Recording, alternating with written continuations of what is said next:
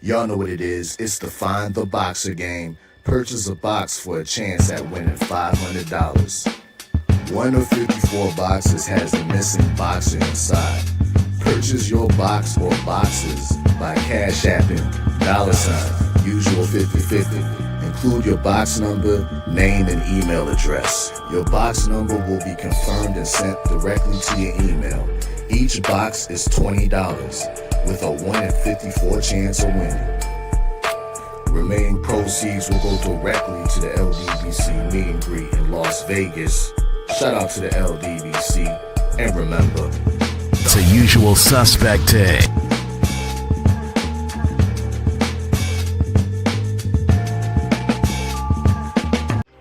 Y'all know what it is. It's the usual suspect 650-50 draw. Buy your tickets now for your chance at winning half the pot. Cash App, $ usual 50/50. Tickets are on sale for $10 for one, $20 for 3 tickets, and $50 for 10 tickets. Put your desired amount, name or alias, as well as your email address, and your tickets will be set. We announce the winning ticket numbers every other Friday on Supreme Beats Boxing Talk Bullshitting on the Beltway, 8:30 p.m. Eastern Time. Remaining proceeds will go directly to the LDBC meet and greet in Las Vegas. Shout out to the LDBC, and remember, it's a usual suspect day. Push the weight and now flex. The live is more than the 6. With the runner boy, you nigga, no question. You will run a motherfucker high stepping. Hey, you never had a big enough weapon. Motherfucker never learned your lesson. I'm a 88 pack nigga. I'm a 88 pack nigga. I mean, day walker, drink blood, fangs out, full moon, motherfucker change like a hoe, nigga. I'm just a nigga from the hood trying to stack a little cheddar for the money. Absolutely. You know what time it is. Welcome to the Strong House. Drew Titan Bronx on deck. Shout out to the mighty LDBC. Come on in, smash the like button, like and share the video. We are our own algorithm. We don't leave it up to Miguel to do anything for us. ¡Ay, Miguel! ¡Miguel! You pillow biter. Let's do this roll call real quick. Anwar Willis, Bernard Gilbert, Mark Wunderlich, Jimmy Bernard, Rod Neal, I Rock, Steve Elder, Mac, Bionic Prince, Coach Hudson in the building. Mac of the South, my brother, PGH, what's going on? Jason Bourne, what's good? Andre Jones, what's going on? All right, let's do it, family. Let's do it. There's a few things I want to cover. You know what I'm saying? Isaiah GQ, salute. We got a lot of things going on, coming up. You know, we are now going into fight week, seen and unseen boxing, salute. And we're just going to have a conversation. Yeah, it's gonna be a very interesting week too, because you know there's still news coming out. Derry Gaines, salute, Mr. Shelton, Rich, what up? I noticed Shakur got a fight coming up next Saturday, right?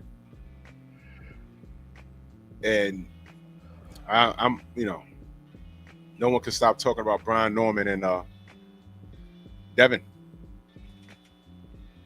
But Devin ain't the face though, right? But we'll get to it. Stormy, salute. How you doing, good brother? What's good, man? Feeling pretty good. Ready to kick off some great conversation on this beloved sport. And I love to see we've got some brothers and sisters out there who are picking up the mantle and carrying the weight. I love it, man. You know, when things are running on all cylinders, man, there's a show of that the old V8 engine is still good. You know, it's like I'm loving that. I'm loving the type of awareness that we are seeing from the people. You know. Yeah. And we may have to go back to, you know how you had that option on here for subscribers only mode and stuff like that? Yeah. We may have to go back to utilizing that at particular times. especially when we want to get certain messages across. Yeah. To not even allow external forces to become a distraction or whatever. Because I mean, we still control that, you know. Yeah. But as I shared with you, you know, yesterday about me visiting a boxing conversation and having one of the sexperts attack me, you know, in another person's chat where, you know, I was just giving a comment to the brother that was, you know, sharing his content and everything. And I'm like, wow, you know, the thing that 78 said about the homosexuals and everything is true, you know, because it's like a rabid, mad, rejected female. Yeah.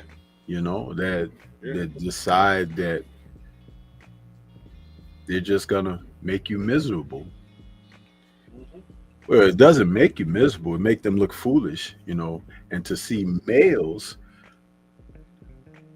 behave with these tendencies is quite frightening.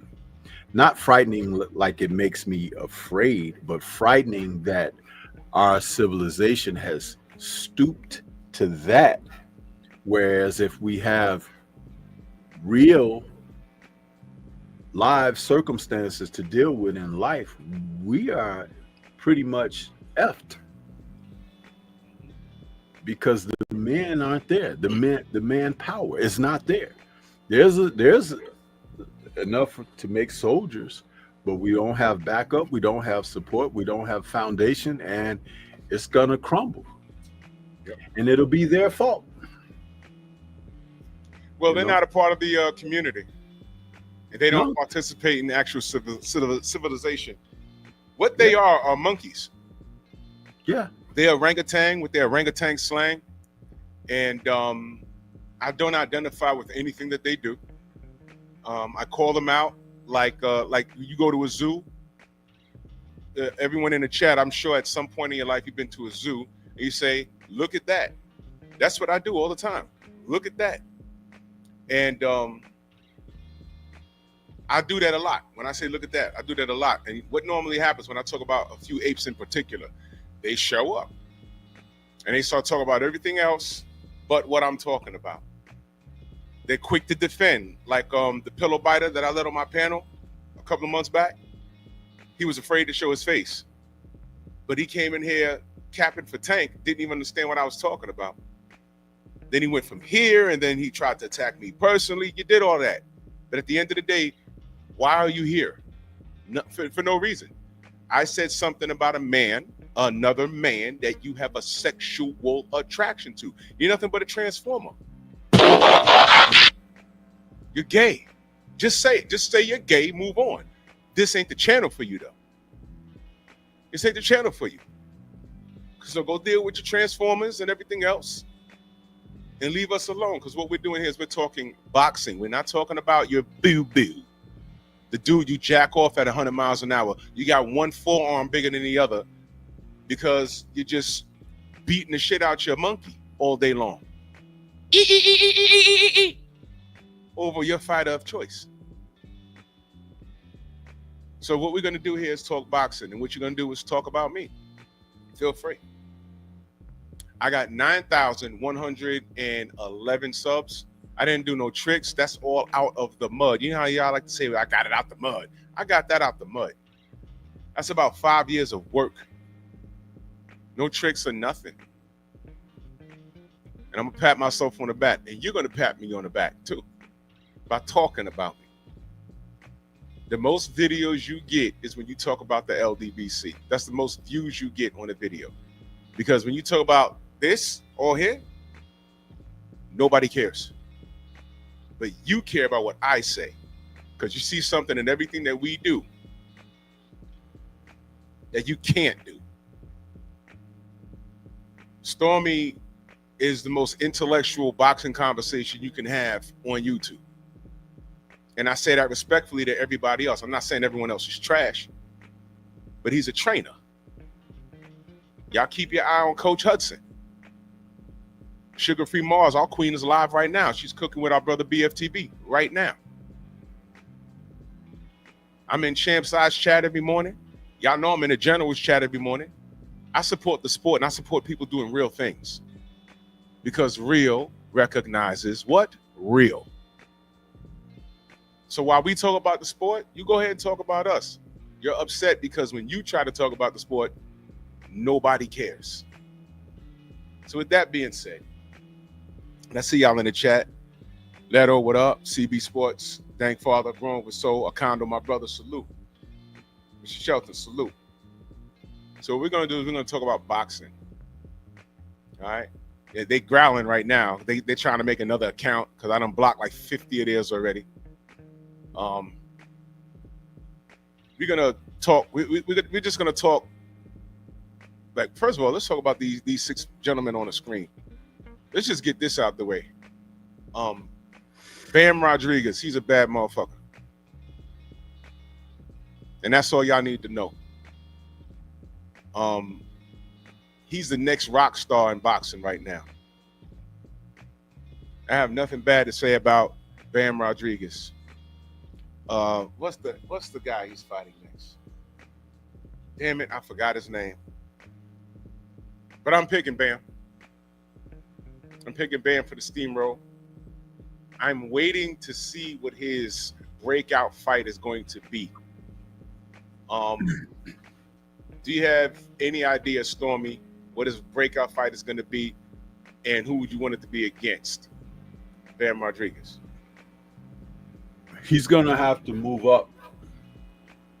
And I'm not saying that because I'm placing that mandate on him or it's something that I want, but it's going to be more along the ilk of to challenge himself. You see, because you get people who move up often to avoid or to snatch an opportunity because a title has been vacated and things of that nature. But the older and previous generations of the sport, men would do that when they wanted to challenge themselves, when they wanted to place themselves in a better position of consideration for their merits, according to what they have achieved in the sport. He's quite good, and it's just unfortunate that there are not a lot of guys that are around him at that weight class right now that could give him more of challenge. Guys like what's his name? Estrada, Juan Francisco Estrada, and Chocolatito. They're aged out. You know what I mean? They're not in their primes anymore, and they're not at an apex anymore where that would be a real challenge, though. For him to fight guys like that now, and he's already fought Estrada, but to defeat those guys, you're not defeating them at their best. It's just like when Sugar Ray Leonard lost to Terry Norris. It wasn't the same. Right. As if it was the Sugar Ray who had defeated Donnie Lalonde. You know what I'm saying? Because when Leonard took on Lalonde, he still had a lot, Right. And that is what we can remember. But Bam, because he is really technically sound, he has good skills. He has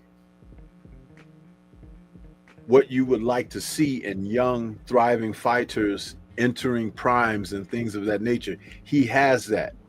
So moving up would be an option for him to gain, because to fight someone that's a little bit bigger, maybe a little stronger, where he would have to go more rounds and things like that, that would, but I'm not trying to put him in a box of being defeated. I'm placing him in consideration for having challenges. See, there's a difference because we are in an era now where you have the protective services of these fighters who want to preserve what they like about a guy. Right. And when it's a guy that they don't like, they want that guy to take all the risks, you know. That's right. And it's like, it's kind of foolish because all of it is a risk in this sport, because when you step between those ropes, you are not guaranteed to come outside of those ropes the way that you went in. And that's regardless who the opponent is, you know. And that's why people should kind of get away from that ideology, because to be able to understand that, you know, that's why you train. It's hard, and that's why you try to stay focused. Everybody is a threat, so forth and so on. You don't put the other guy that's the opponent for you or the opposition for you, you don't put them down. You don't question their merit. You don't question their resumes and accomplishment. You let them, you let the world know that this guy is trying to take what I have. So therefore, he is a threat to me. Now, the outcome of this, whether it looks like it was a cakewalk or it was a struggle or they didn't have it or whatever, that'll be what it plays out to be. But just know that when I come in, I'm going to give my best. I'm going to do what I can to retain my position. See, that's important. But these young upstarts of today, they don't have that that psychological approach, and it hurts them.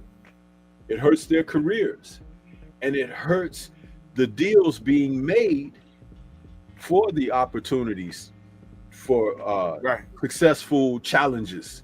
You know, one of the things that I'm hating with a terrible begrudging approach is like these vacated titles. Man, if you really take the time out, because I've been talking about it a little bit more and a little bit more and a little bit more, but if you were to take the time out and look at all of these vacated titles, and someone is fighting for a vacant title, the sanctioning bodies love that because they're getting their fees. Right. But what the fighters don't realize is you don't get any consideration for achievement or whatever by picking up titles that were just laying on the ground. Oh man, yes. To win a title from someone who's holding a title, someone who has defended a title, that's an achievement. We got two champions at 135 that have belts that they did not win in the ring.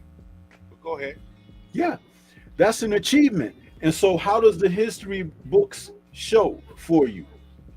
Remember the disdain that came about when who was it that was asked if they think that Gervonta Davis would be a Hall of Fame, first ballot Hall of Famer? Was that our brother John Scully? Yeah. And he said no. He said absolutely no, and I agree. And the reason for saying that, a lot is centered around what I just explained. Yep. How many titles have Tank won where it wasn't vacant, where someone had vacated and moved on or dropped it or was stripped? And how many has he won where someone was defending? Not someone who just won it themselves or fought for a vacated title and then they fought him. I'm not talking about that. I'm talking about where someone, like, remember Mr. Gary Russell? He reigned for what, 5-6 years, right? Yep. Now, I think it was it Maxeo that got that victory over him? Maxeo, yeah. Maxeo. Well, I personally, I didn't think he won that fight, by the way. No, he didn't. But to win from someone like Mr. Gary Russell, you've done something. He had that title for a few years. He defended it, and he fought some other guys at the weight. That's an achievement. But to have that belt lifted from him, and then you go out there and you look at Maxwell, right? Didn't he lose just after getting that right after that victory over? I think he lost right after that. Yep. It substantiates what I'm talking about. Maxwell shouldn't have got that victory. And how many times have I talked about that? Where judges are awarding guys for something that they didn't really achieve. How many times did Jaime Munguia enter the ring in certain matches where we thought the other guy won, but he was gifted? That goes back to when he was competing at 154. Yep. So this kid, Sirachi, knocks him cold. Right? Yep. But this is the thing. Sirachi did something great because he was highly considered an underdog. Mm-hmm. But really, if you look at the fights that Munguia should have had losses for, Sirachi was just doing us a favor by cleaning his ass up. Right? Yeah. Where's that beat sample, Stormy? Exactly. And to even get better with that, he cheated going into the rematch with Sirachi. He must have obviously thought, along with the people that were with him, we'll get you a little extra just to make sure you solid. But he ain't solid. He got holes like Swiss cheese in his ass because he popped dirty along with everybody else that's a part of that team. So we're seeing everything that I'm talking about right in this instance is being substantiated, bro.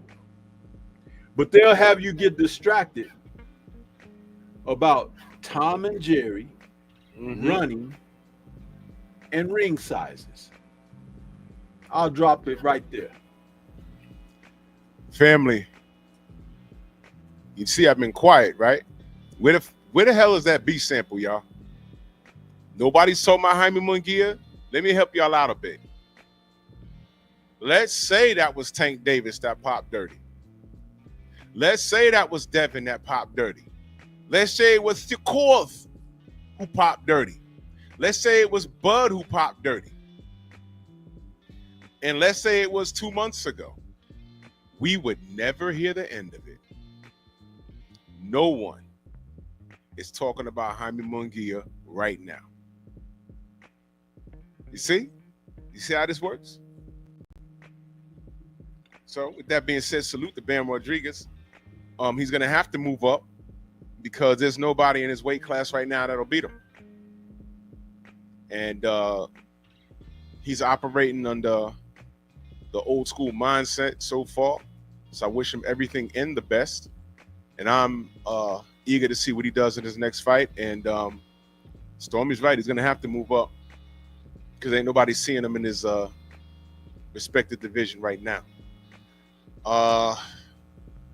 Let's go over to Beterbiev and Bivol. We got a third fight coming up. It's amazing how we go from these brothers not being able to get in the ring to now we're going on their third fight in what, 2 years? Crazy work. Well, a year and a half. I'm hearing that the third fight now may be in Russia. Oh, shoot. Really? Yeah. One of them, I believe it might have been Bivol. It might have been both, but I believe I heard that it was Bivol who was asking, could they have it in Russia? You know what? I like it. I like it. And I think, all right, look, y'all. I like both fighters. Y'all know I was the first person on YouTube calling Beterbiev General Zod. Look, with that being said, I really think between them, I think that they had a damn agreement. I'm just going to go ahead and say it. I think they did. I think they had an agreement. I think that Bivol, going into, I think the first fight it was, He had that issue with his wife. There's a lot of that going around now, right? Y'all men need to really choose better. But I think they agreed not to destroy each other too bad. And they're getting just what they wanted out of this. And they're getting the third fight. Not to mention there's a possibility that Mr. P may have said, hey, yeah, you guys just go in there, put on a good show. Don't try to hurt each other too bad. And if it isn't Russia, who wants to bet that Putin's going to be up in there? Front row. You know what I mean? And I think the gloves will be off. All bets will be off. I'm rocking with Beterbiev. Again. I like both fighters. But this one, Stormy, did we get fooled in that rematch, though? Seriously. Did we get fooled? Only by the fact of it went to the distance and the scorecards were identical to the first fight, but just the other guy gets the victory.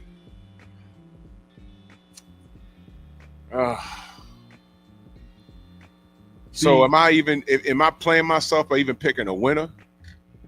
No, because the third fight is going to be probably the real fight.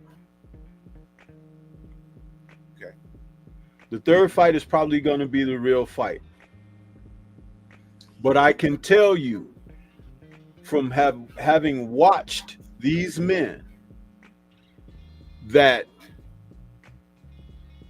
I can, and you know that the Iceman is a friend to the Strong House. Yes. No one can convince me that Arthur tried to knock that man out. He did not. He did not. That man has gears, and he never got out of second gear against Dmitry Bivol. Never got out of second gear. And he had a torn meniscus, but that wasn't. He was healed. There was nothing wrong with his leg.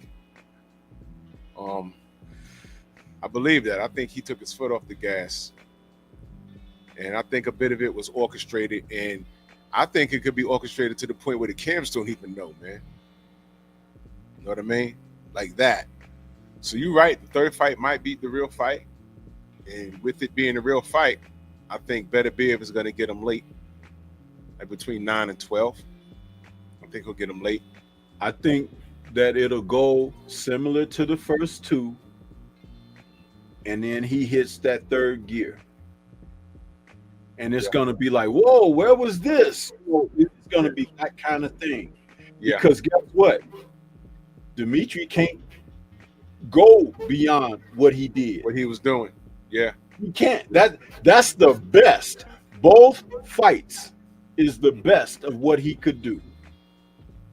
Yeah.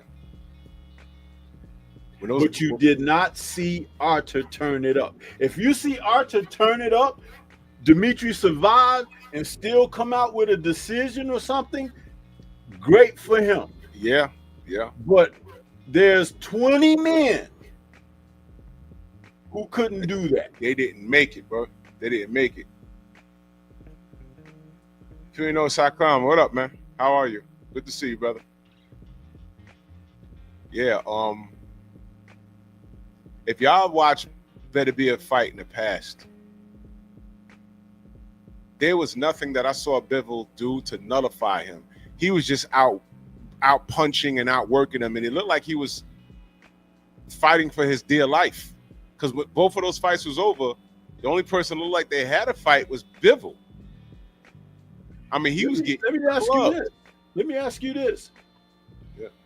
How do you think Bivol fares against Anthony Yard? That's a tough one. I know the popular pick would be Bivol, but Anthony Yard,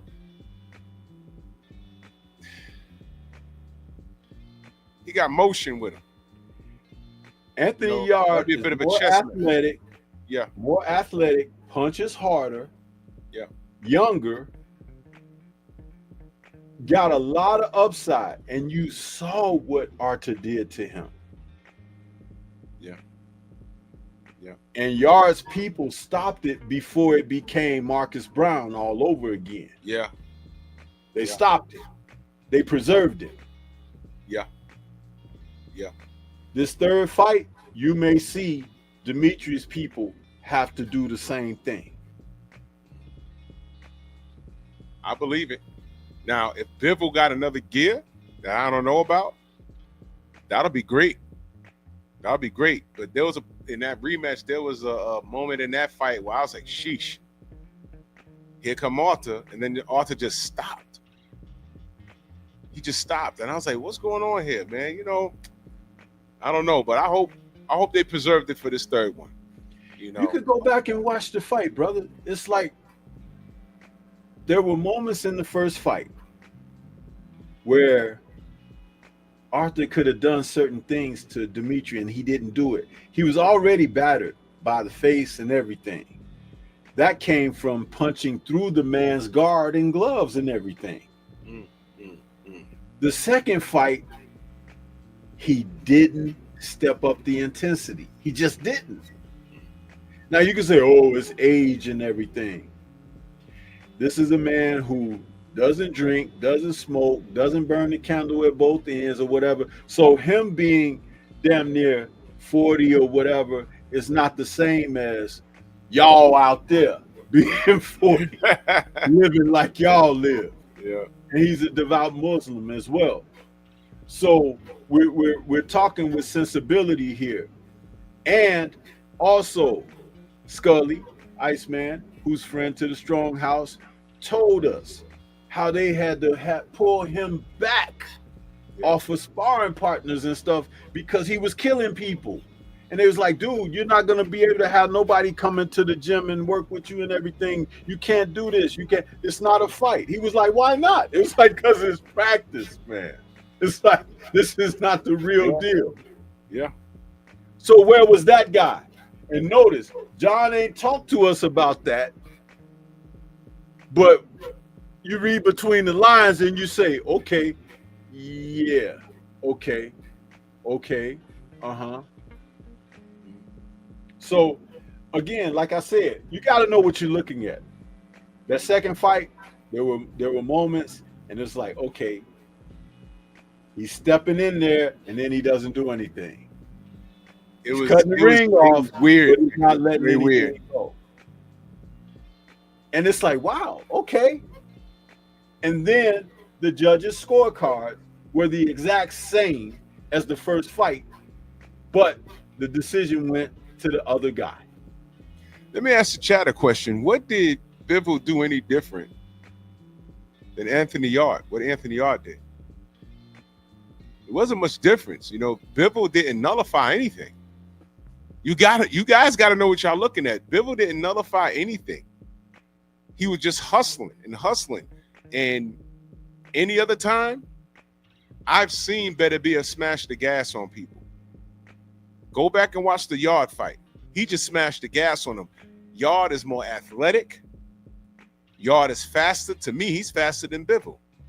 And hits harder. Yeah, I think so. No, he does. He's a bigger puncher than Bivol. Bivol wasn't known for knocking anybody out. None at all. But then when he got hit, when Yard got hit, he was on Dream Street. Go look at all of Arthur's previous fights. And let's not leave this off the table. The way that Dimitri fights, most of those Europeans fight that way. So it's a style that Beterbiev knows. It's not like, oh, Canelo had trouble with Bivol. And some of these other professionals had trouble with Bivol. But Arthur don't have them kind of problems, bro. He don't. Right. And when he's turned the notch up against somebody, they always go bye-bye. Yeah. Remember Joe Smith? That was crazy. And let me tell you, never mind the fact how that ended. Let me tell you the thing with Joe Smith. And shout out to Joe Smith. He's from out here. He's from Long Island, up the road. Joe Smith could punch. And I said, there's a slight chance if he throws something, he could land something, and let's see what Arthur does. The difference was, to me, I think the fight was lost before he got to the ring because Arthur's that scary. And when he landed, Joe's legs just left. They turned to noodles and they never came back. This is a real dude right here. And I think, in my opinion, based off of what I saw, Bivol didn't do anything that anyone else has done already. It was just that Beterbiev didn't smash the gas on him. And that's why we're saying that there may have been an agreement that we're not in on. Now, if they're talking about the third fight will be in Russia, the gloves will be off, man. Because Beterbiev ain't going to play that. I think we've seen the best of Bivol. He proved that he can make it 12. He can withstand some punishment. But he hasn't seen that other gear from Beterbiev that I'm used to seeing, that Stormy's used to seeing. Y'all seen it. Like I said, if they have that third fight and Arthur turns it up and he's able to survive and weather that, I'll give him propers for that. I'm not saying right. You know what I mean? I'm not saying that but it is contingent upon Arthur doing that. If he doesn't do that, then either he's shot, which I don't believe that, because he's a man that he ain't been in wars. He been knocking everybody the fuck out. Yeah. There's a certain level of preservation there, you know? So to acknowledge that, because see, people, it's easy for people to say certain things. Oh, they've been in a lot of wars and this and that. No, there haven't been wars. Those were boxing matches that went the distance for a man who 20 fights previously, all of them ended before the final bell.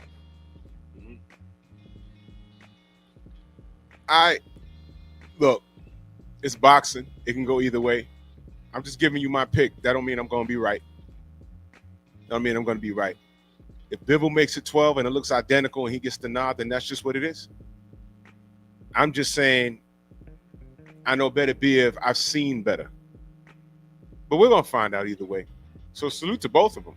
I support both of them. Salute to both of them, man. Because right now, they're in a point in their lives where outside of them fighting each other, what the hell else is there to do at that, other than, posture? And salute the Turkey Al-Sheikh for getting all this stuff done. Now, Shakur versus Zepeda. This fight is, I don't know why I'm laughing, but this fight is next week. And I'm telling y'all right now, Zepeda is supposed to get styled on. Zepeda, listen to the language, y'all. Zepeda is supposed to get styled on. Zepeda is supposed to get outclassed. Zepeda actually is supposed to look identical to what Shakur did to Josh Padley. He's supposed to get that kind of treatment. But there's intangibles about the Padley matchup that y'all not even considering, but whatever. That's over y'all head. Stormy spoke on that. That's over y'all head, though. But let me throw something out at y'all. Let me remind y'all of the shit that y'all say. Y'all heard of this thing called a Mexican warrior? A lot of y'all like to use that with us, depending on who's in the ring, right? What if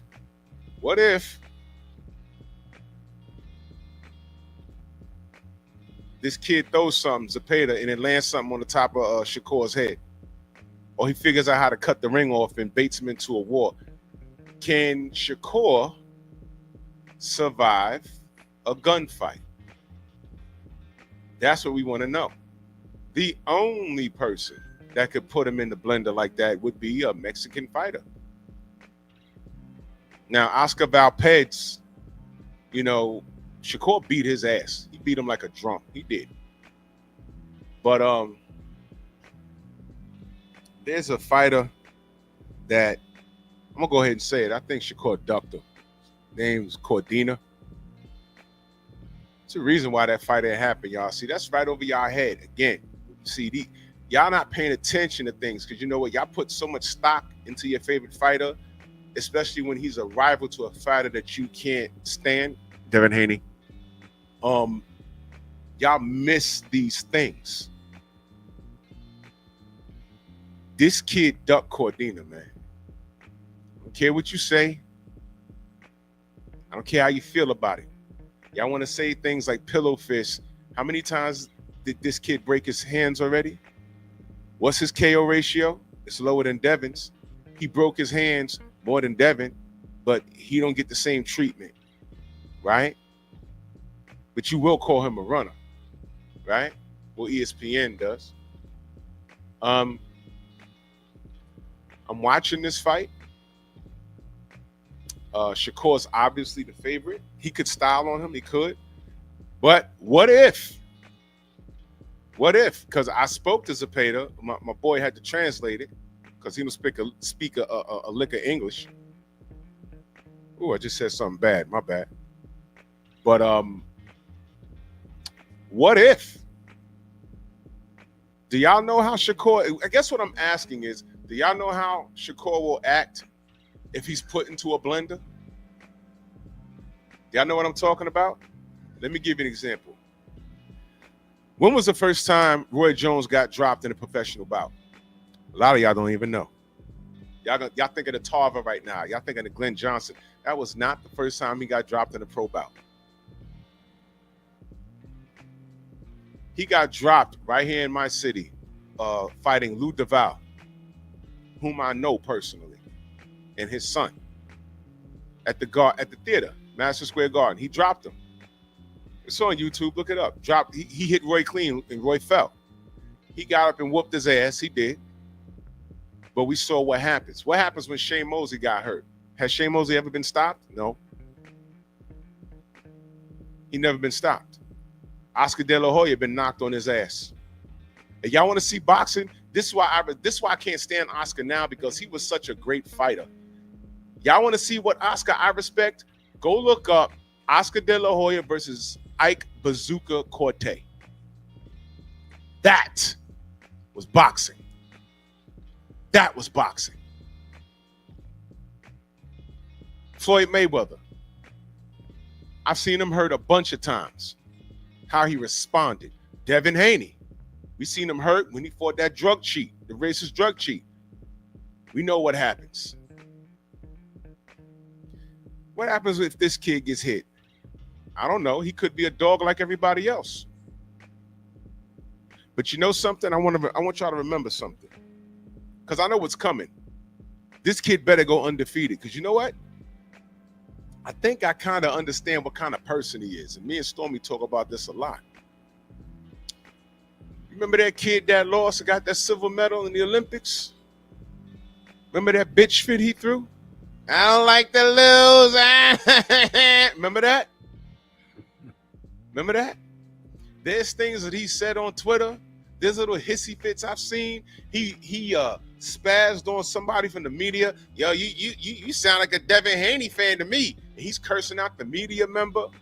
See, all of these things, I don't forget it. So I'm saying, in these lighter weights, there's a lot of Mexicans running around. Now listen, we done seen some upsets already. We just spoke on one. Saucy knocked out Munguia, and Munguia had to cheat to beat him in a rematch. A guy that had like 5 KOs in his whole life. And the universe been talking a lot, hasn't it? And Munguia didn't come close to beating that count. At all. At all. He was So I'm done. asking y'all, if,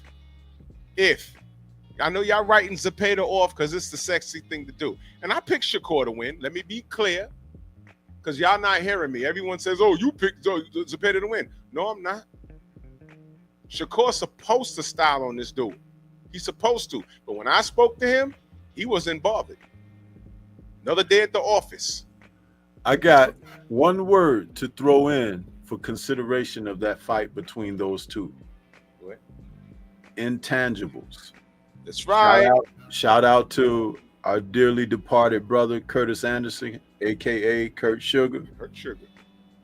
Because intangibles are going to be what define the fight between Shakur and Zepeda. If he were around, well, he's always around because the spirit of the brother is still with us. But the conversation that I would have with him would be, it may have been a stroke of genius to take the Tevin Farmer fight before Shakur. That's right. Talk about it for me. I was going to go there. Go ahead. Even though Farmer was not favored to win the fight, but he's a southpaw, a veteran boxer, who didn't have punching power to threaten stopping Zepeda, but he dropped Zepeda. Due to Zepeda's recklessness and everything like that. But there is something different about Tevin Farmer that is not necessarily something that you can equate with Shakur Stevenson. Do you know what that is? Go ahead. Tevin Farmer has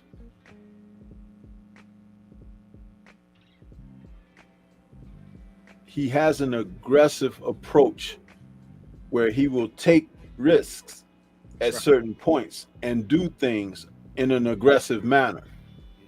That's why he got knocked out by Kid Austin, believe it or not, because his confidence took him like, oh, I'm going to go in here and take this kid to school or whatever, and he wasn't mindful. And he got caught clean and early. Plus, he might have been a little cold. You know, these guys don't warm up. By the way, did you see Jack Catterall jumping rope in the locker room? Yes, I did.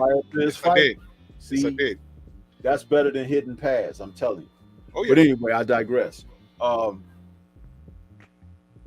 Zepeda taking the 2 fights with Farmer. He's now fresh with a southpaw's position, where they're going to move and stuff. Because if you really think about it, Farmer's footwork is a lot better than Shakur's. Shakur will get out of the range of shots that are incoming, sometimes too far out of range to counter. Even Roy Jones spoke about that. Right. And it's a fact. Shakur is going to have to be aggressive at points of this fight, which is something he's not doing in live action. He might do it in the gym. I'm not knocking that or whatever. But in live action, it's a different thing, because in the gym, you got your coaches yelling at you and yelling instructions and stuff like that. But in live action, you're hearing the audience. And a shot that Zepeda may land on your shoulder, but they think it hit you on the chin, and they're like, oh, he got him there. And now Shakur is thinking, he didn't really hit me. It's like, you see what I'm saying? It's different in live action, especially against the guy who you talked about, how he behaved after that loss as an amateur. He hasn't had anything close to that in the profession. The other thing, as an intangible, if William Zepeda is not in awe of the aura of Shakur, this fight is much easier for him than people may think, because Shakur has an aura.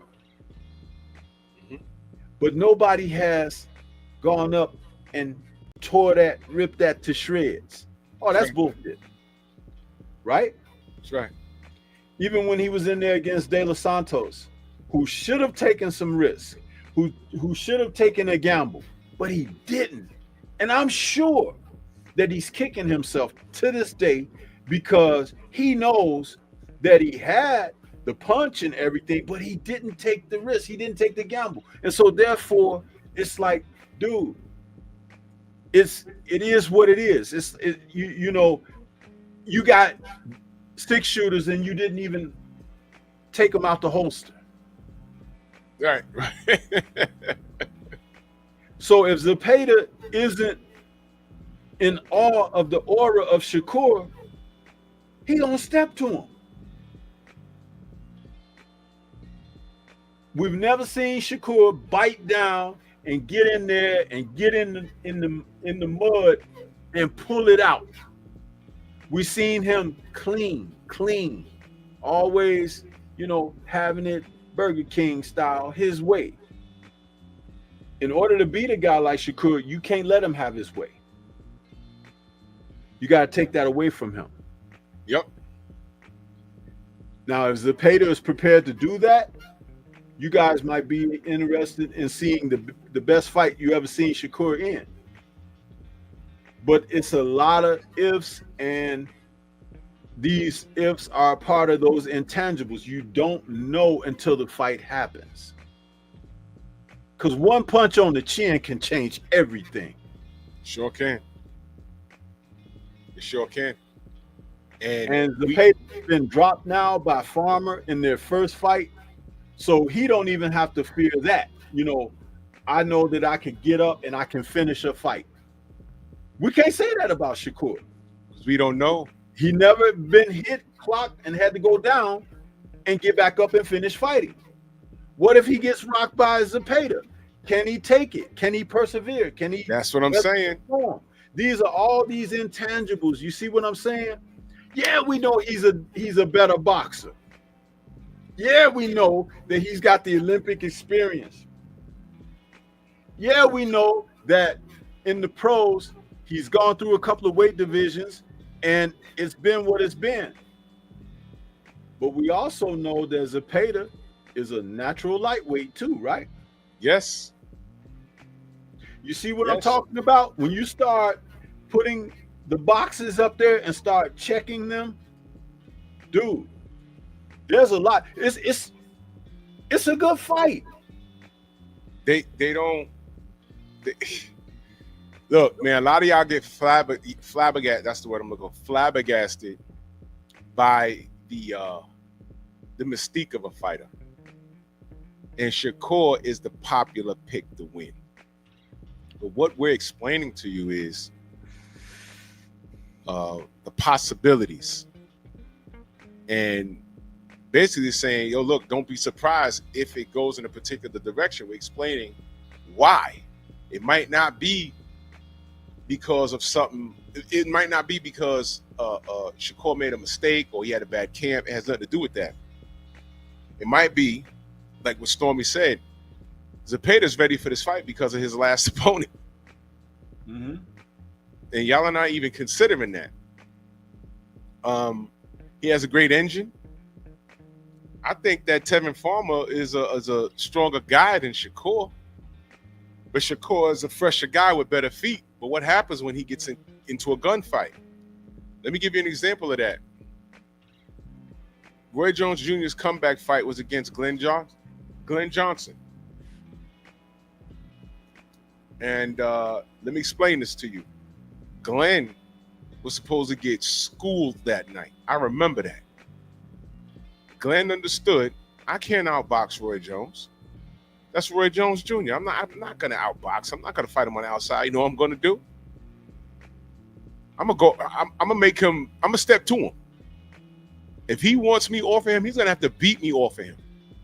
And Roy tried, and there was no real, the tactic was to go at Roy.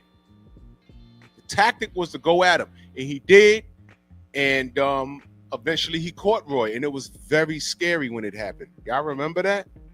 It was scary. He was so unconscious. He was stiff, but his head wasn't on the mat. I said, oh, no. But he woke up. And his punch resistance was never the same past that. Now, what happens if Shakur gets put in the blender in that 18-by-18 that y'all was screaming about? Huh? Y'all screaming? To me, it's not going to make a difference. So I'm just throwing that out there because I can throw it right back at you. And what happens if Zepeda puts him in that triangle that Stormy talks about? And he starts throwing these hooks to the body and he's tapping them up. And let's say round 4, Shakur breaks his hand again. Now he can't throw the left hand or whatever. And now it's all defense. He got it. Now he's down on points. And Zepeda's chasing him around the ring. Now he got to stop and fire back. How tough is he? We don't know. Can he do it? I'm saying I don't know. I don't know. But I like to see it. I would love to put that warrior cap on Shakur. Yo, man, he got hit and he got a swole eye. He kept fighting though. And trust me, I'm not wishing no harm on him. I stuck up for the kid when ESPN showed people leaving his fight. I said, man, that's not his fault. De Los Santos was going to cut off a damn ring. It's not his fault. But now, if he claims he's one of the best in the world and eventually he's going to be at 147 with everybody else, listen, man. You got belts you got Devin's old belts, man. Come on. You missing weight on the scale. Come on, man. I remember this stuff. Now it's time for you to show and prove. You supposed to get Zepeda out of there. Get him out of there. If not, and if he doesn't have, if it's not going his way, I don't want to hear hand excuses. I don't want to hear it, bro. For real. I don't want to hear hand excuses because that's the card that he's been dealt. I'll be right back, Stormy. Yeah. To deal with hand issues, I mean, that's the card he's been dealt. So if it's not going his way, he needs to make adjustments to see if he can turn things into his favor, because it's very important to be able to make an adjustment when things are not kosher for you. How can I get this back in my favor? How can I kind of turn the tables, so to speak? That's a wrinkle that he has yet to show us also. Fighters who can box like he don't often find someone outboxing them. But say you get dropped by a punch you didn't see or something, you get up, now you have to get beyond being dropped, and you got to get to a point of winning those rounds back and things of that nature. So that is something that has to be a part of, you know, making adjustments and coming around for a different way. And all of this is like meeting challenges that you haven't crossed the threshold of before. So that's all that is. Jay Petty is out there, and his comment to me is, so does he have to stop him, Stormy? No, he doesn't have to stop him. Zepeda doesn't have to stop Shakur to be victorious. Yeah. You see, please understand what I'm saying. And what I'm saying to you, I'm saying straight. I'm not leading the witness. I'm not saying something that is incomprehensible. But what I am saying, please don't try to equate it with an interpretation, because like that question is, I never said Shakur has to stop him. I never said that. I said he's going to have to make adjustments if he runs into hand problems. He's going to have to make some kind of adjustment. I don't want to hear excuse, oh, if my hands was this or that or whatever, because you told us you're the best boxer in the sport. Right. Show us. Right. You see? It's the same thing of when I said, like, if someone says, oh, who has he fought or whatever, and it's like you're dismissing whatever came prior to now. But if that person beats you, then what does that make you? Since you question what they had achieved prior to now. That's why Canelo could be in trouble by saying what he said to Bud, because we know that there's plenty of fighters that Canelo has run from through his career, through the divisions where he's been. He crept his butt up there to 175 but he didn't take on Arthur, did he? No. You see what I'm saying? Mm-hmm. When they were trying to call him the new Hank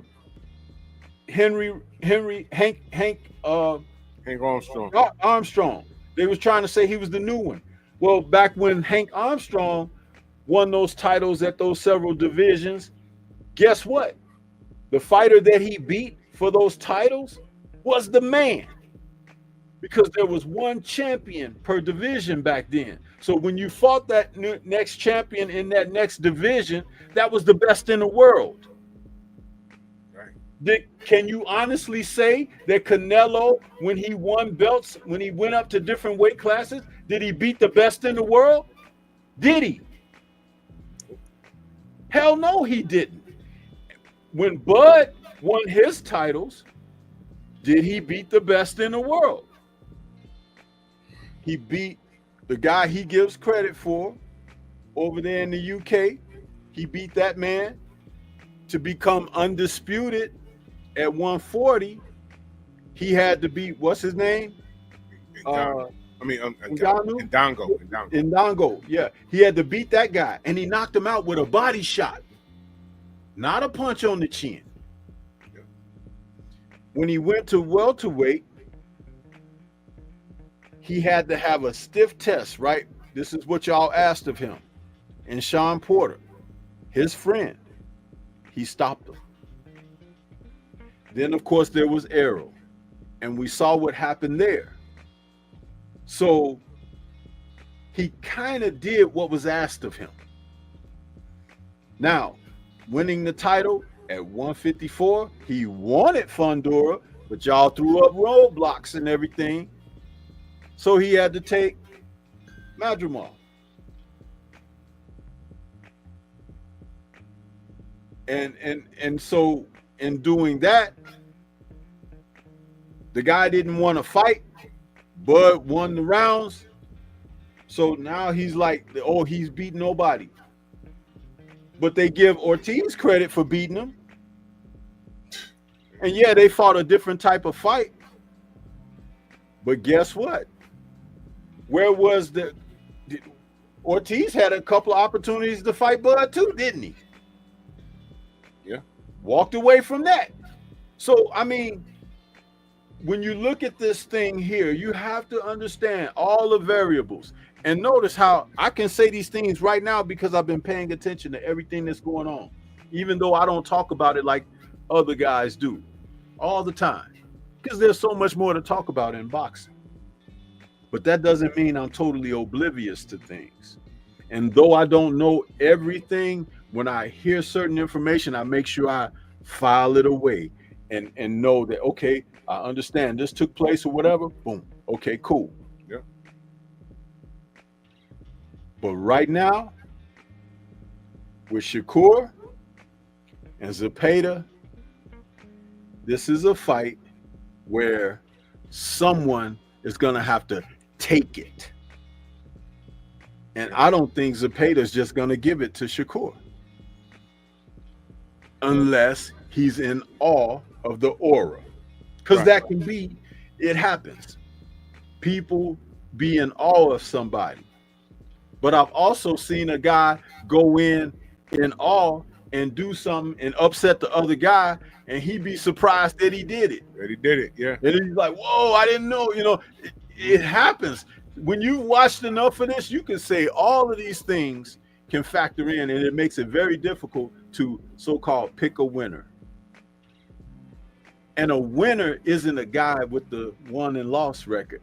A winner is a disposition that's inside of you. True story. See the brother of BBO, he picks Billy Zepeda to stop Shakur. Jeez. If that happens, hey, man, it's boxing. That's all I'm going to say. If that happens, Shakur is going to have to, he's going to really have to disappear off the map, man. Yeah. Because he would have totally misrepresented. Yeah. And that ain't something that's impossible. It's not, man. And listen, we speak about it all the time, man. It's hard to shake what happened to him in the Olympics and how he handled it. Gotta understand. Roy Jones got jerked in the '88 Olympics, in the Seoul Olympics. I watched it. And he was so pissed off, he went on an absolute, 2-decade tear. Floyd Mayweather was also robbed in the Olympics. He went on a tear. I don't know if Shakur's cut from that cloth. He's going to have to show me. Right now, he's just, he's bitching and moaning. But I want to see how this fighter reacts when he's put into a blender. You know what I'm saying? You don't know what happened. Listen. Look, I ain't gonna harp it no more. Y'all know what I'm going on. I have so many examples, man. Michael Grant, friend to the Strong House. He was pegged as next up. Big old menacing, dark-skinned brother. What was he? 6'8", 6'9"? Had a right hand from hell. A good jab. Great friends with Evander Holyfield. He was next up. And he got in the ring with a man by the name of Jamil Big Time McCline. Y'all remember that? And, I understand when he lost to Lennox Lewis. I think he said that he took that fight too early. Go back. He's on the Strong House show. He spoke about that. But after that, when he was getting back, he got in the ring with Jamil McCline. The first exchange, the bell rang, round one. The first exchange, he got clipped and fell on the floor. And I think he broke his foot when he fell, too. It was crazy. I said, oh, yeah, he fell awkwardly and broke his ankle. Yeah, I said, oh, man. And, he was fooled. He fought Dominic Gwynn. And, I didn't like, he's fighting on the inside and stuff like that. It was just crazy stuff. It was crazy stuff. So I want to see what happens. And see, and this is why we always talk about these guys need to fight their contemporaries, because you see what they're made of. Shakur's never been hit. He could be a great boxer. Floyd's a great boxer. Ray Leonard was a great boxer. Pernell Whitaker was a great boxer. But at some point, they got hit. And you see what they're made of. I can't say that about Shakur. Now, William Zepeda is supposed to be this mark. But if a Glenn Johnson, Roy Jones situation happened, I'm just going to say I've seen this before. And I'm not trying to clown the kid. He might be the truth. He might get hit and turn into an absolute dog. He might. I don't know. But I'm saying don't sleep on this fight next week.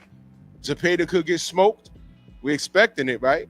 Or we could be looking at round 8 or 9 and Shakur's down like 5 rounds and Zepeda's chasing him around the ring, cornering him and beating the shit out of him. Who knows? So let's go to there's a fight I want to talk about real quick. Dillian White and Moses Atuma.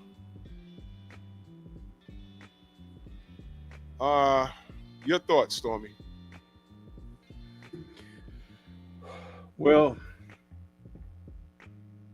Atuma needed a step-up fight. And the fact that Dillian White has accepted that role is a good thing for Atuma. It's a bad thing for White because White has been out of the ring for a couple of years.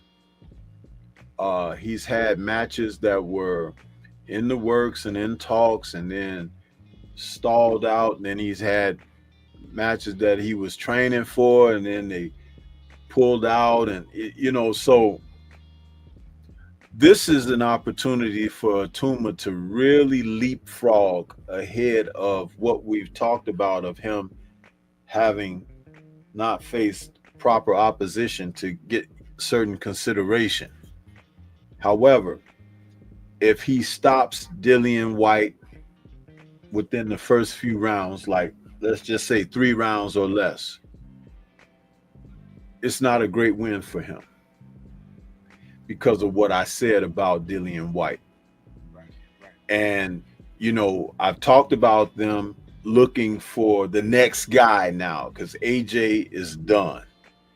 But they don't want to embrace Daniel Dubois. They don't want to get behind him for whatever their reasons are personally over there. You and I know what it's about, but whatever. Atuma is the next guy that they're really pushing and everything. But it would be great to see him fight a guy like Justice Hooney. And that's who they were actually angling for before they asked Hooney to face Yard. I mean, Like not Hooney. Yard, but Wardley. Right. I like Hooney. Huh? I like Hooney. Yeah, Hooney. He's definitely a guy that, you know. And then there's that other big Samoan guy That just fought on that card. with the long hair. The long hair. Oh man, what's his name? We just watched him. Yeah. Now that guy, and he's a former Olympian too. Yeah, he's a big dude, man. Yeah, he's 6'6", and I'm going to tell you something. When he fought, because he was on ESPN, right?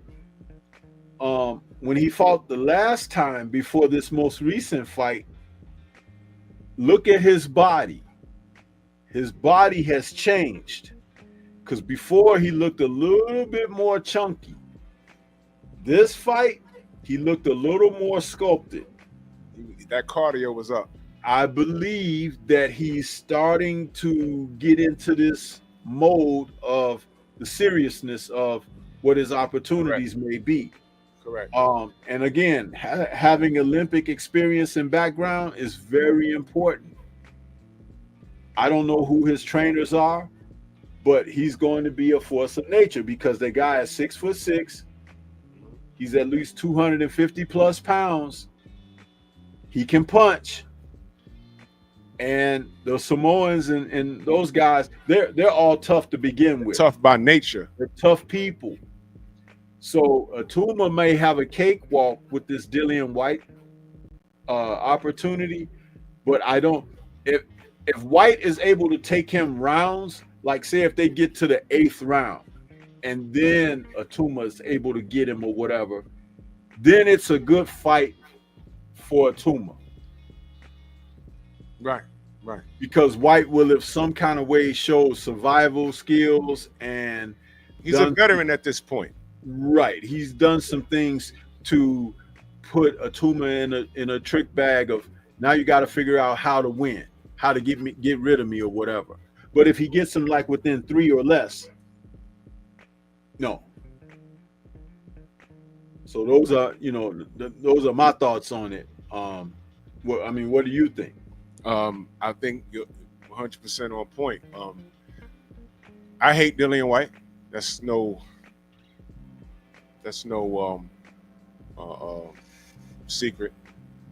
But with that being said, if you could pull out some veteran tricks and get the fight late, like take it into the later rounds and then see what the kid is made of.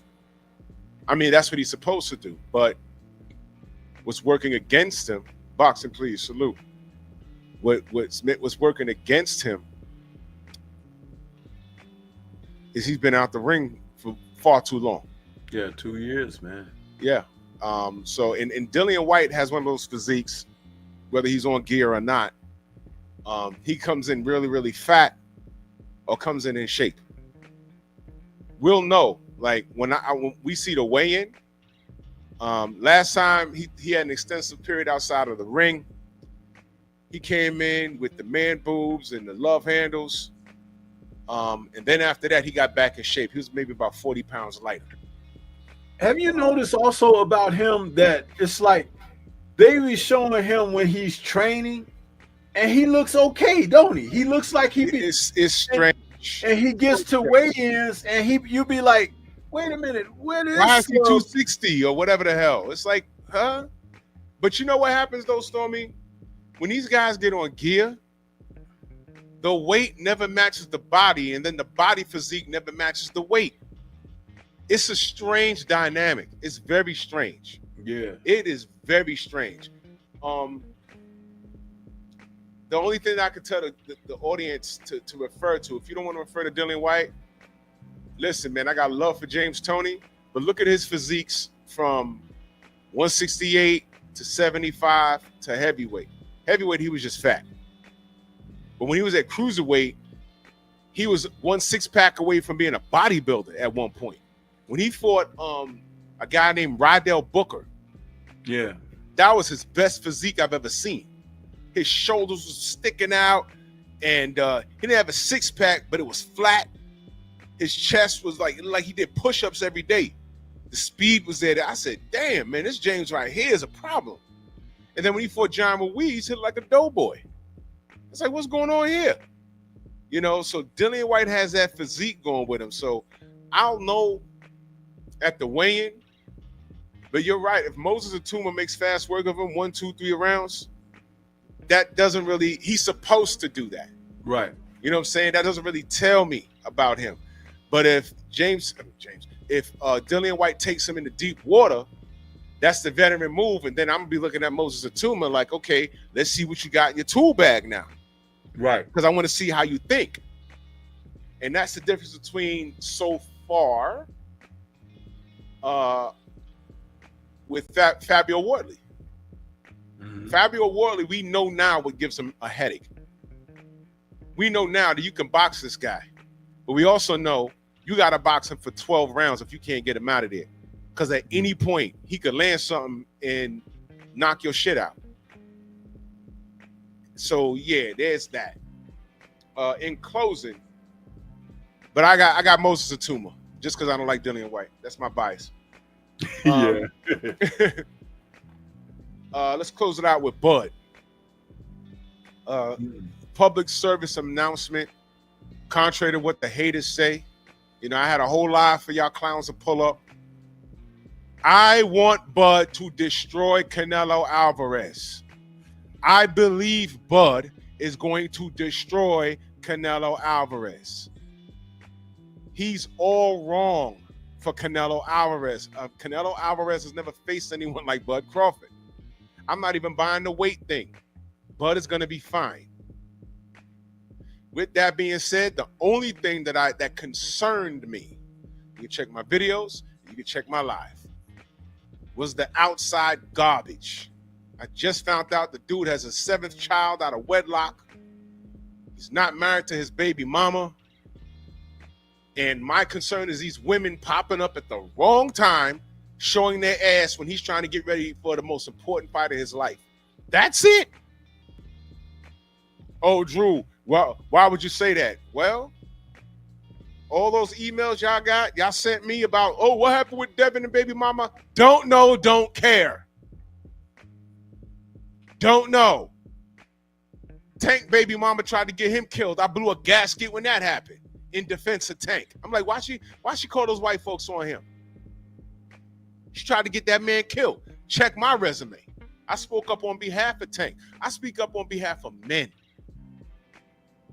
And when these brothers pick wrong, these chicks spin the block and, man, they come back and they try and get you at a very important time in your life. I don't want that to be Bud.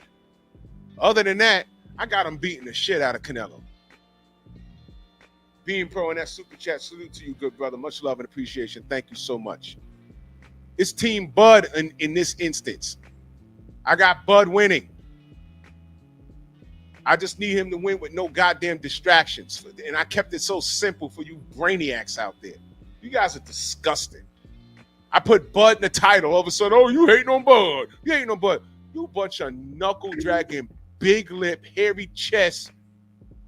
Your Air Force One look like a pair of gloves. Your feet look like your hands.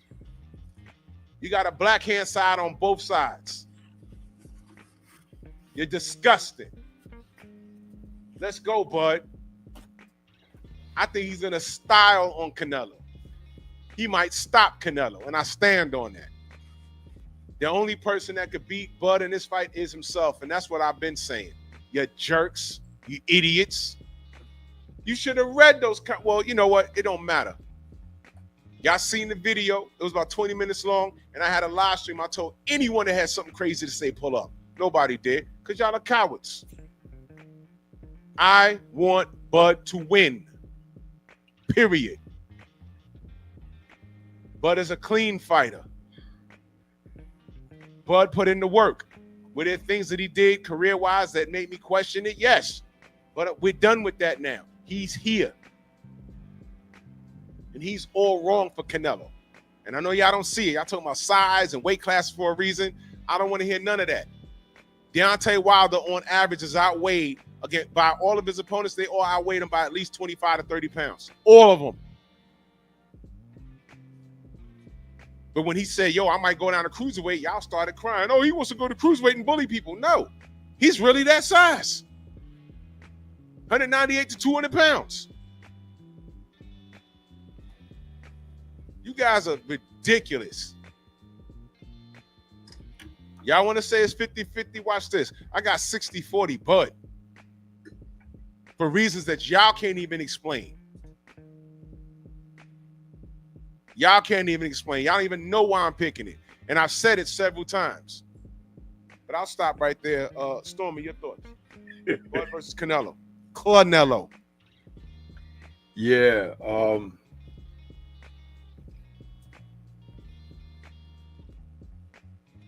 Because of his skill set, Bud is totally in this fight. Because of his temperament, Bud is definitely in this fight.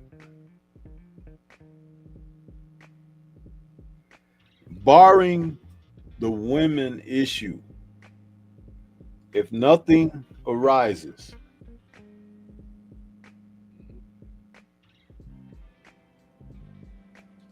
I can honestly say that Canelo in his 60-plus fights has not faced a fighter like Bud Crawford. He has not.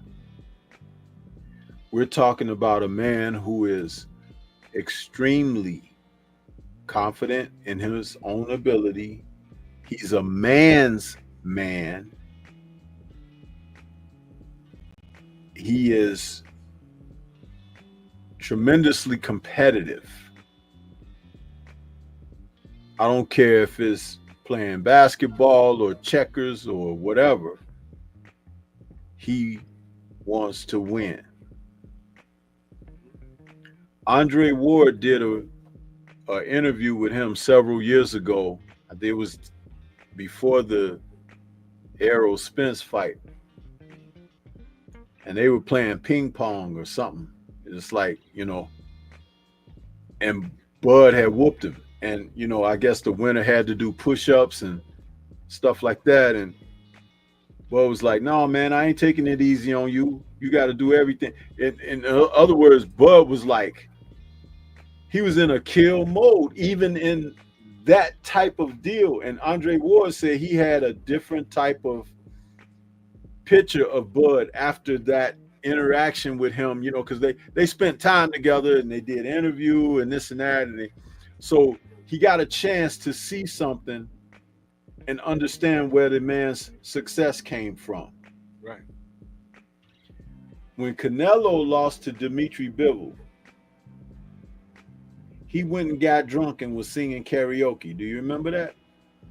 Do I? I do. Nothing bothers you. Bud don't go get drunk. He don't. Bud don't even eat meat. But he dines on his opponents. It's a different type of person that you're looking at. That's right. And I don't care how dark-skinned he is, how many of you think that he's little. And I don't know if you've been paying attention, because if you looked at him recently, he don't look little at all. No, he don't. You know what? Stormy, he's eating what he wants to eat now. Yeah. And he feels fine. I'm telling y'all. I just told you he don't even eat meat. So the guy is healthy, and he's about to have an opportunity to prove all his naysayers wrong. Yep. And with this victory, he totally separates himself from anyone else of this era. The era of he and Canelo. Triple G, any of those other guys, he totally separates himself. And sometimes a person who has what we call blind rage, he's driven by something. You like wonder, like Michael Jordan had that kind of thing about him. I was about to say that, bro. He got that Michael Jordan in him, bro. Yeah, that's like kill your enemy, kill him, you know. And that's why I said that Canelo ain't fought a guy like him before. No. He hasn't. So when you hear Bomac say that we're going to stop him late, it's a huge possibility for that, because Canelo, with all of the soft touches that he's had lately, let's not forget that. He's had a lot of soft touches lately. Count his last 5 opponents for me. If you got to take a moment and pull up box rep, please do. We could. All right, let's do that. I don't want to make a mistake, because what I do know is none of those people he fought prepares him for Bud. Let's go backwards. William Skull. No. Berlanga. No. Munguia. Absolutely not. Mel Charlo didn't throw a punch for 10 rounds. John Ryder. No. Okay, that's 5. Yep. Now, none of them. And that Ryder was how many years ago? John Ryder was 2023? 2023. Okay. Dude, do you see the point I'm making here? Yep. The table is set. He don't even have it to go in and kill Bud. Now, why would you say that, Stormy? Which one of those guys did he stop out of the 5 that you mentioned?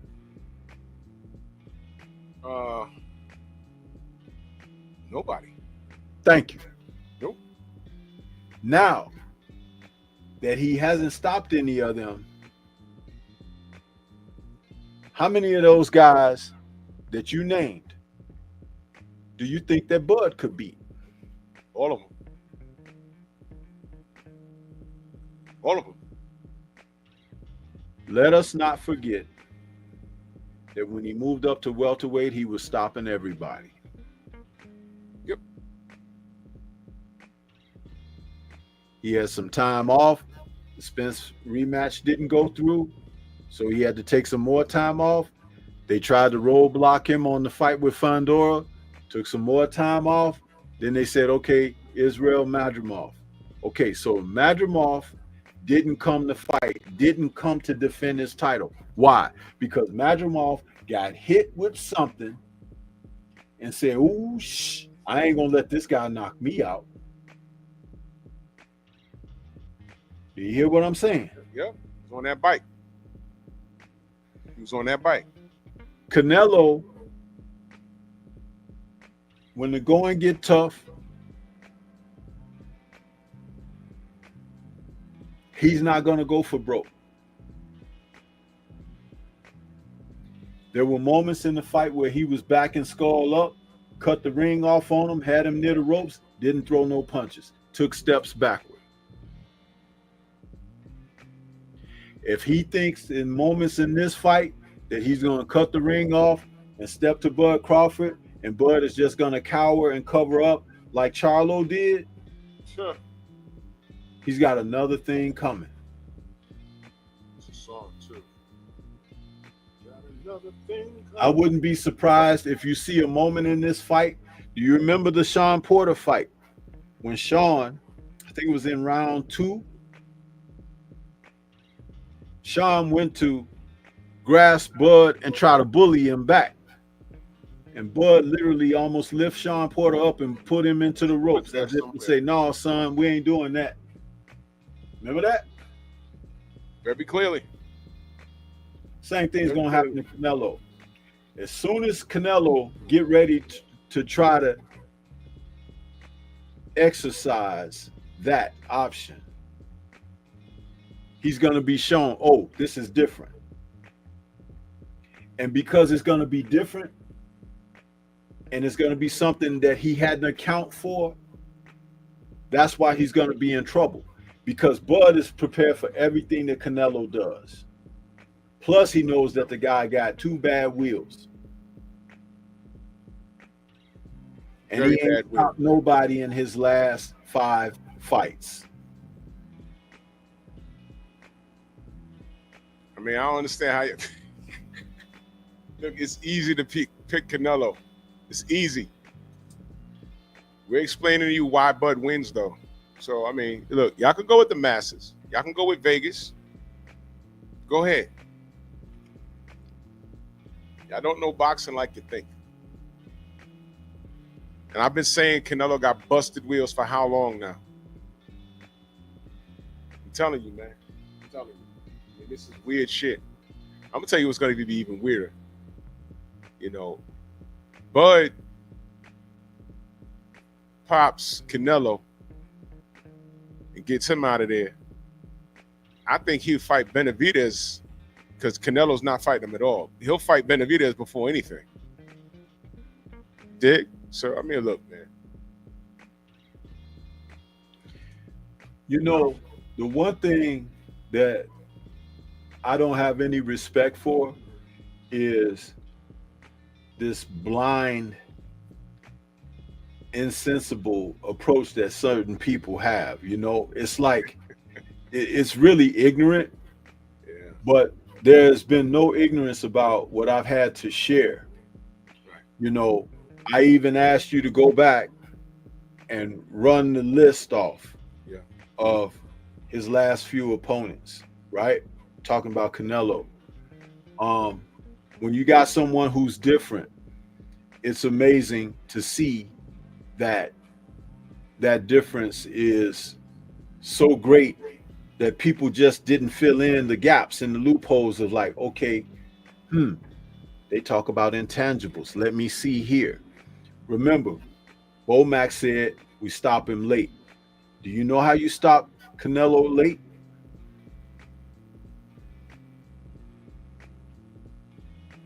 When he realizes he can't win. When's the last time he's been in that position? Usually he's in a position where the people have so much respect for him that they're unwilling to do what's necessary.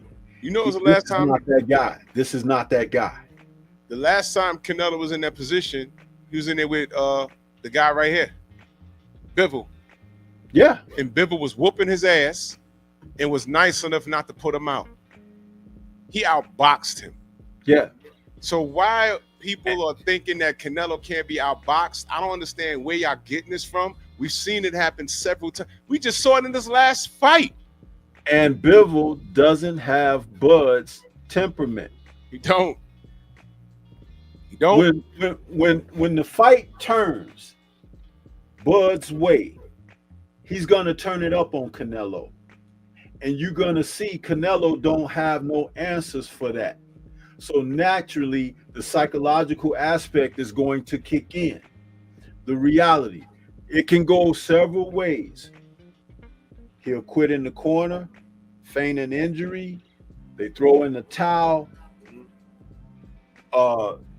It's going to be something because remember, it's almost like, you remember when Holyfield began to dominate Tyson?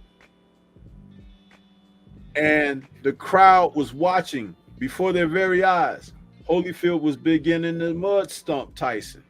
And the crowd began to cheer, Holyfield, Holyfield. And Tyson was trying to do something, and he leaped in with a shot, and Holyfield threw that 45 and hit him in the chest and knocked him down. Yep. The fight was over at that point, even though Tyson got up. I think that was in the 7th round or something. The fight went to the 10th. But the fight was over in that instance. When Holyfield put Tyson on his ass, the fight was over. You don't think that can happen to Canelo? Felicia Williams, pull up tomorrow, sweetie. She says, salute, brothers. Do y'all have a date for November? No. But I'm going to be talking about Mellow Yellow tomorrow. Pull up tomorrow, sweetheart. I got everything you need, but a date. I don't have a date because I don't know. I don't know where it's being held at. I don't know.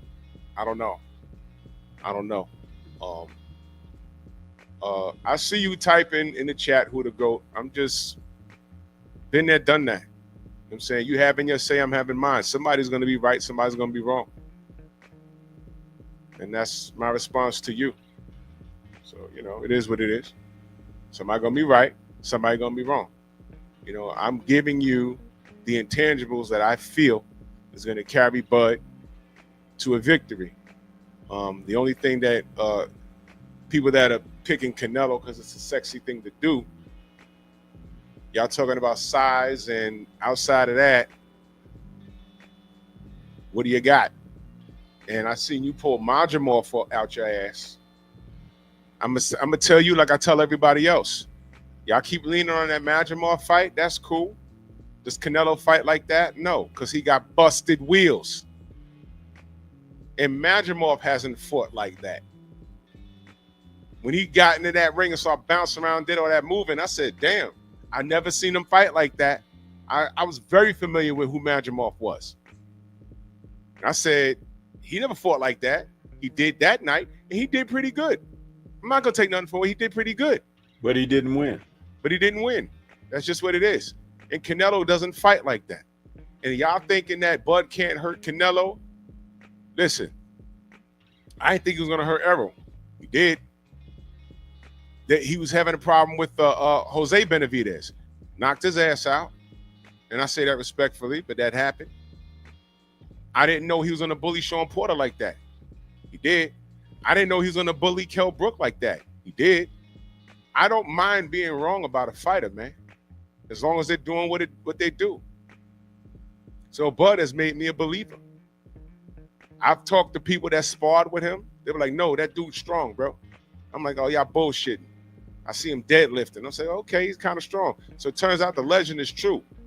And I'm glad you brought up the Michael Jordan mentality. A lot of y'all are young. I saw the brother earlier in the chat, the brother Tax in the chat. He said it was a Kobe Bryant mentality.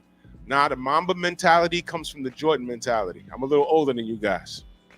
And anybody that's been around Michael Jordan, they'll tell you. I speak to Ken Dugill, former NBA rock star. There's a reason.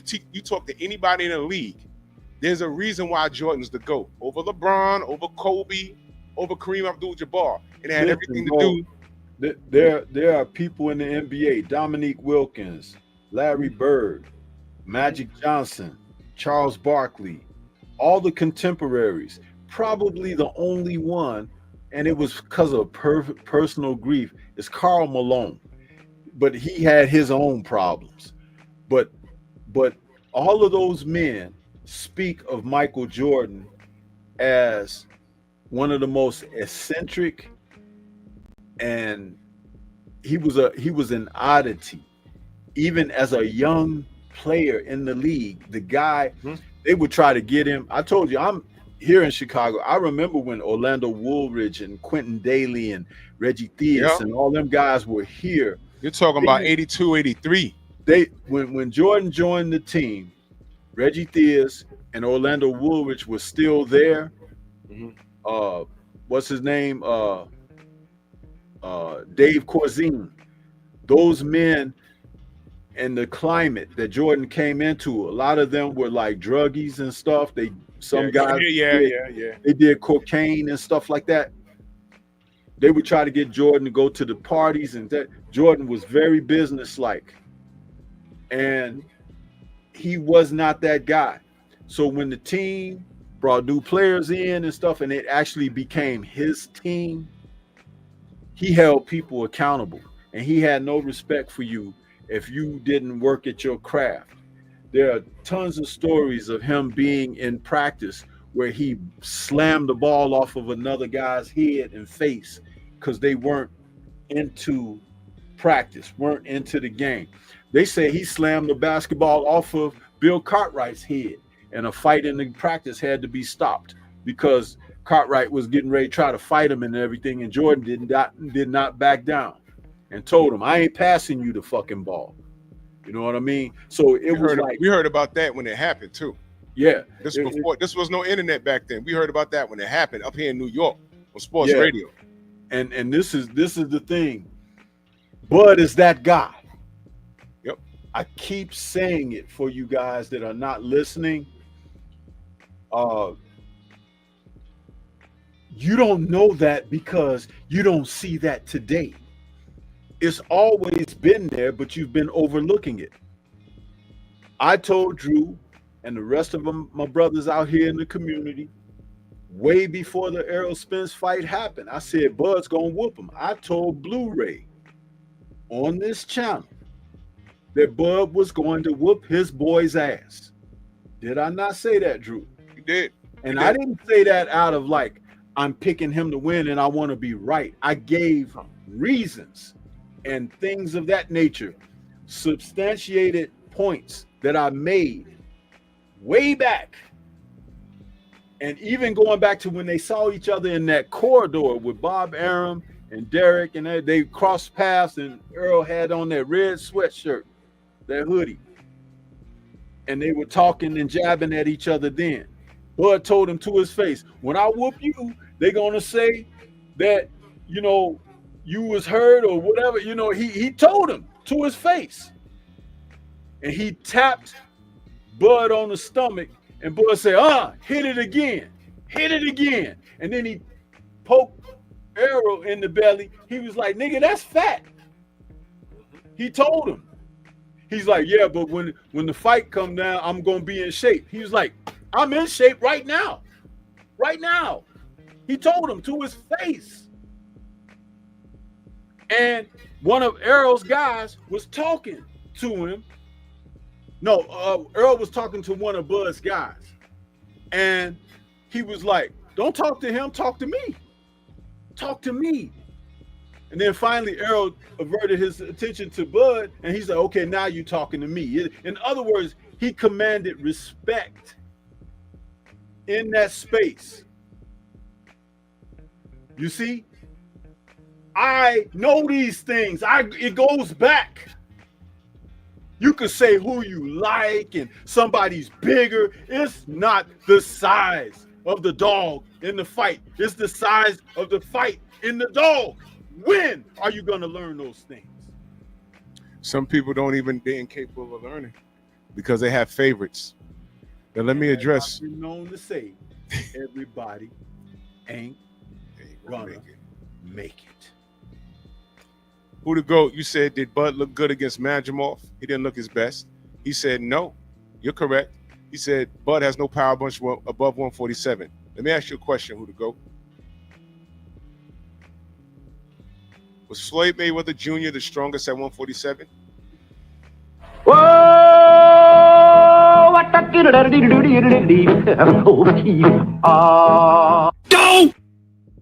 No.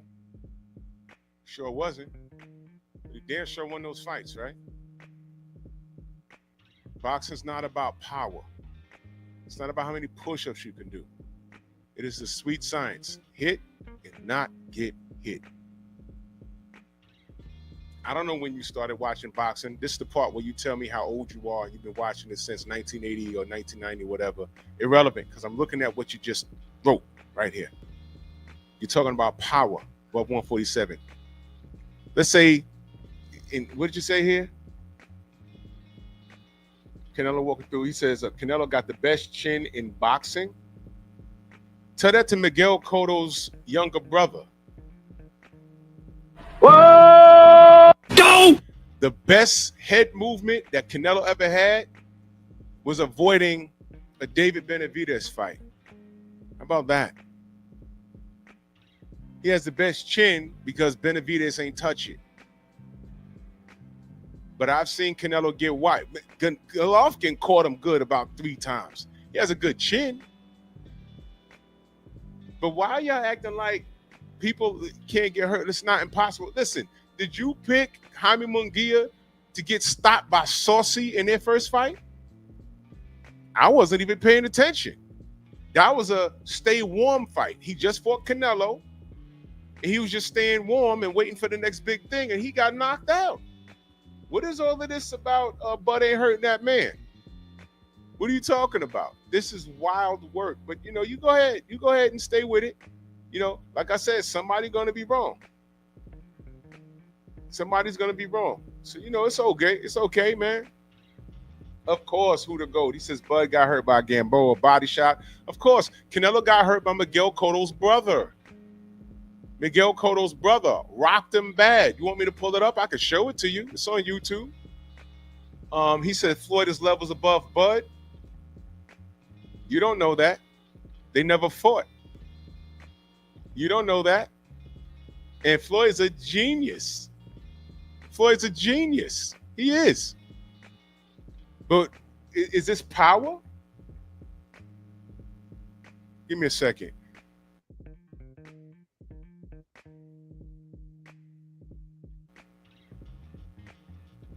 Yeah. So who to go? Somebody's gonna be wrong, somebody's gonna be right. Look, I understand that Canelo's your favorite guy. I get it. I get it. We're talking about why this fight is closer than people think. To say that Canelo's going to walk through him? No. He's going to be surprised when Bud puts that jab, he puts that stick in his shoulder. Like, whoa, whoa, whoa. When he's switching from righty to southpaw, whoa, whoa, whoa. I picked off that shot. That shit kind of hurt. Am I saying he wins? Yeah, I'm saying he wins. I'm saying he wins. I'm telling you why it's not far-fetched. Yeah, Floyd's resume. Let me ask you a question, who the GOAT? Who's stronger, Floyd Mayweather or Canelo? But who won the fight? Whoa! What the Go! I rest my case. Everybody was scared going into that fight until after round 3. They was like, man, this dude can't touch Floyd. And Floyd fought him right in the pocket. I don't know why y'all asking. I don't know why y'all acting like Canelo's this unbeatable person. I've seen Canelo get his ass whooped. Floyd made that boy look like he never fought a day in his life. And let me tell you something else. He hasn't improved since then. It's the same guy. You know what's changed? The level of his competition. That's all that's changed. Made the order. How did he look against Landry Lara? I thought he lost. How did he look against Dimitri Bivol? He lost. What did he try to do? He won't fight. See, now I'm going to tell the truth. Now, who to go? Tell me when I'm lying on him. He tried to fight Badu Jack for his cruiserweight title. But he wanted Badu Jack to come down 18 pounds or still fight for his cruiserweight title. He said, how about I extend you the finger and you go fight David Benavidez? And he said, all David Benavidez has to offer on fight night is an additional 20 pounds. But who to go? Let me ask you a question. How many pounds was Edgar Berlanga over the 168 limit that they weighed in the day before on fight night? Do you know? Do you know? Mind you, he already had a knockout at 175 with KK Kovalev. A used up, worn down KK Kovalev who fought 60 days prior in a life or death match against Anthony Yard? Who to go? Please explain to me, what was Edgar Berlanga's weight on fight night? What was his weight on fight night when he fought Canelo Alvarez? You're taking too long to type. I'll tell you. He was like 193. But David Benavidez went up to 175 and fought Bostic, right? He fought Bostic, but came in about 5 pounds lighter than Edgar Berlanga did versus Canelo. Why can't Canelo fight David Benavidez? I'll tell you why. Because David Benavidez will whoop his ass. That's it. So Bud Crawford is looking for all the smoke. Is he a real 140, 147, 154? He said, fuck 160. I'm going straight to 168. And I see a lot of knuckle draggers not even trying to give Bud any credit. I know what that's about. You know, Bud Crawford, Danny Dubois. These niggas are just too goddamn black for their own good, huh? But you want to give this pale, red-headed Mexican all the fucking credit in the world? I will have none of it. I don't have to lie on Canelo. I just read off his last 5 names. You want me to read them again? I'll read them again. William Skull, Edgar Berlanga, which was ridiculous. Edgar, come on, man. Jaime Munguia, after he said he will never fight another Mexican fighter. Right? He fights Jaime Munguia, who doesn't even speak English. Jamel Charlo, John Ryder. After he lost to Bivol, then he went back to 168 to fight Gennady Golovkin a 3rd time after he said he wasn't going to do it. Caleb Plant, Billy Ho Saunders, Avni Yildirim. Do I need to talk about Avni Yildirim again? Do I got to do that? Did I do this? Stop me when I'm lying on this guy. This guy's been taking your money without fighting his contemporaries. Stop it. I'll give him full credit for the Plant fight. Now what? To say Bud is going to get smoked? All those names I sounded off. Are any of them Bud? Stylistically, no. Mentally, no. So somebody's going to be wrong. I don't think it's me. There's a reason why I'm picking Bud. Do y'all know back in the day after 147, the next stop was supposed to be 160? This 154 shit is still, you know, still relatively new. It was welterweight, middleweight. That's it. Who the GOAT? You talking about resume. I don't care. Errol has a better resume than Bud. And Errol got smoked. And Errol's my guy. Resume goes but so far. You want to talk about resume? You sure you want to do this? You talking about Canelo's resume? I promise you, you don't want to do this. Why does Canelo and Bud got an opponent in common named Amir Khan? How does that work? Who the GOAT? You got to stop, brother. Now you have to stop because I'm going to kill this argument right now. Canelo's the first franchise champion. Whoa, what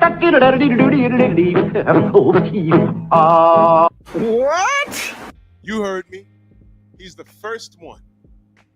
It started with him. What was he supposed to do? Let me see who knows boxing. Don't say anything, y'all. I'm talking to who to go since you wanted my attention.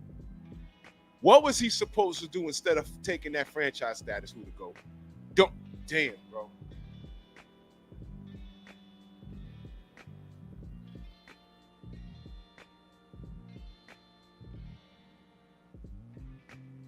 You know he's supposed to fight Jamal Charlo, right? You know that, right? Instead, franchised him out. And the industry of boxing didn't say anything. It didn't say anything. Didn't say anything. I mean,